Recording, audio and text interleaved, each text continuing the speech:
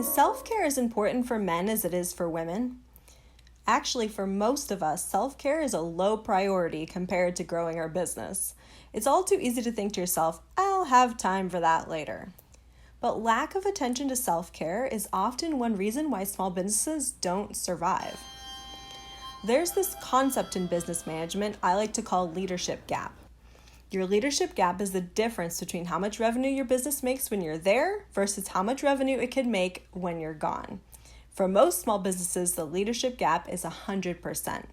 So today, I decided to invite one of the best men I know who also happens to be fantastic at work-life balance. His name is Ben Nadler, and he's my husband. Here we go.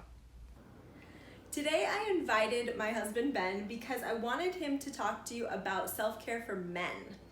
Now, men don't call it self-care. That's the first thing we established when talking about doing this interview today. But the thing is that he is very good at compartmentalizing. This is work time. This is family time. This is date night. This is put it away. I'm going to go gardening and that type of thing. And I think that honestly, he's even better at it than I am. and the truth of the matter is that I want to get a man's perspective on why self-care is so important. And honestly, what do you call it? I think I call it alone time or me time, for lack of better wording. I don't know that I guess I don't know that I've had a specific term. I just do it.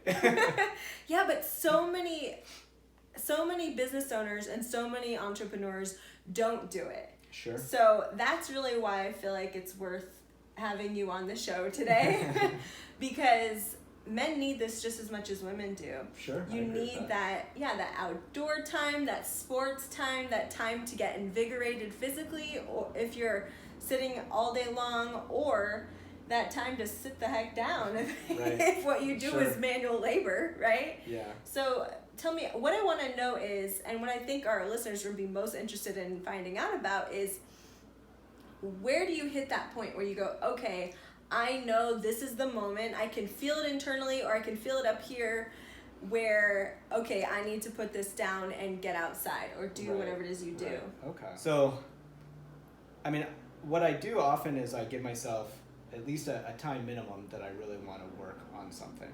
And I don't always hit that, but I try to. And whether it's an hour, 2 hours, whatever it might be, that's the minimum time that I try to put in on whatever it is that I'm working on. Right. But if I really feel like I'm tuning out, and not because I don't understand something, but because my attention is like coming to an end on that subject, like I want to shift, then that's the time where I'm starting to think about the other things that I was wanting to do either that day or I was thinking about doing in the future. And I start shifting and saying, okay, I'm going to put my stuff down now. I'll come back to it. But now is some time where I'm going to work on something else, whether it's another work thing or I'm done with work for today and I'm going to go and do one of my hobbies or some project that I want to do for me personally. Okay. So actually, that makes sense because we talk about this in the B movement, right? And also in Beyond Expectations, the coaching program. Mm-hmm. It's called elasticity of flows, right? Something can only flow in one direction for so long before it starts to feel kind of stuck. Yeah, dispersing. So you're going one direction, you're outflowing communication, or you're inflowing communication too long. It tends to get stuck. You actually have to reverse that, right? So that makes sense. You start to feel that internal need to reverse the flow. Right? Absolutely. Okay. Absolutely. So let's talk about what are men's forms of self-care. Because I got my nails, I got my hair, I got all kinds of like self-care things I like to do. I like to take a bath, I like to read a book.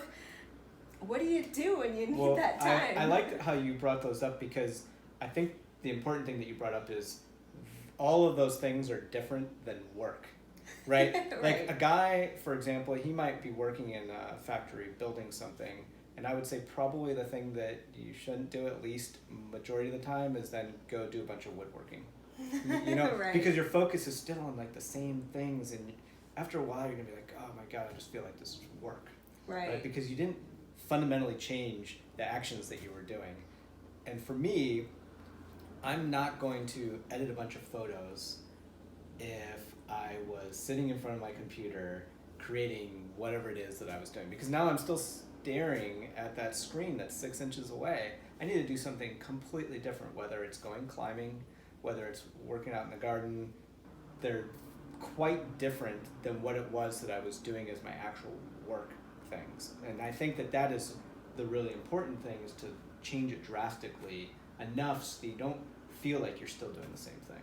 Okay, so we've got two things here. We've got the change of direction of flow, and then the shift of attention to something different, right? Now, one thing I coach people with, which I want to know if you agree with this, is, right, if you're focusing strongly on something, broaden your attention, right? If you normally work outside on something, then go find something that intensifies your attention, right? Like rock climbing, I mean, you got to really pay attention to where you're putting your next toe hold. Right, like you're really like taking your attention from one thing and you're like fixing it on something else. Okay. Yeah.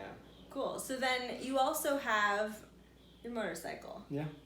And this was a point of contention for us at the beginning, but I can see that, you come back from a ride very much replenished. And I feel like that is the key, right? When you're looking for something, whether it's going to be a hobby or just another type of activity, you're looking for something that the proof is in the pudding, as they say, right? Yeah. Like, do you feel replenished at the end of that activity or not? Right? Yeah. Absolutely. Absolutely. I mean, now I will say that when I learned in my class, and I totally wholeheartedly agree with this, is you never go out riding when you're really upset or something, or exhausted, or your tension is really stuck on something, because you do need to be very much in the present, in the now, to be able to focus. It's something that, unlike climbing or some other things, there's literally no room for error at all. Like you said, I noticed that I come back half hour, 2 hours later, whatever it might be, and there's just this change in me that allows me to just get back into what it was that I was doing before. I can focus again, or I can, shift to something else that I wanted to work on, but it was enough of a change that allowed me to focus on something new. Yeah, which leads to the third one, right? Which is stimulating your other senses. Right. If all you're using all day long is your vision, then go smell a flower, go find some other way to stimulate your senses, whether it's your body and the feeling, the tension that you can feel when you're exercising.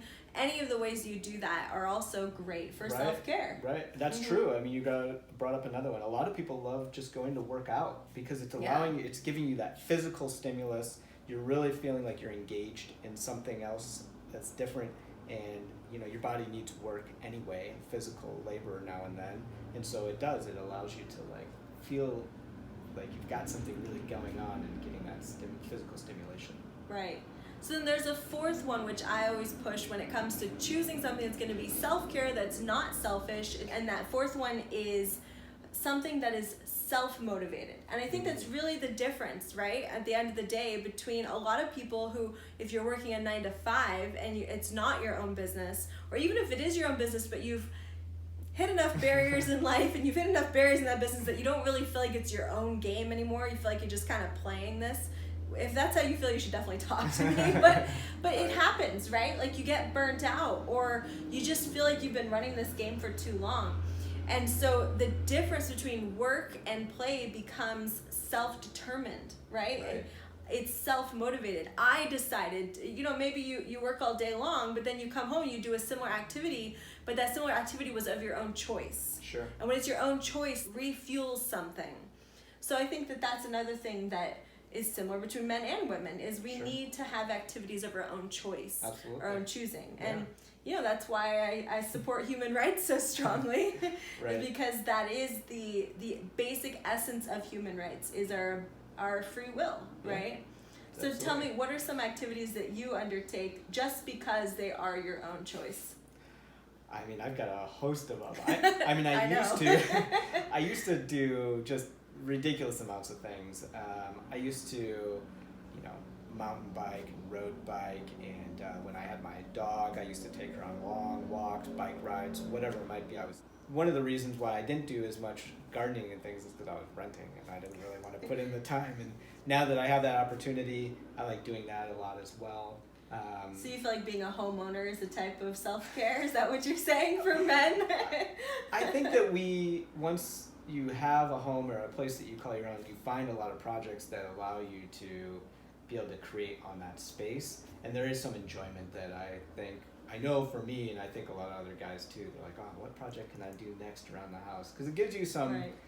There's like, you're putting value into your home, so that's enjoyable. And there's just, obviously you get to use that now. So it's adding to that space. Well, as a financial advisor, I'm sure the part about owning your home and getting to increase its value, I can see how that's self-care. Right. So Yeah. that's one of them.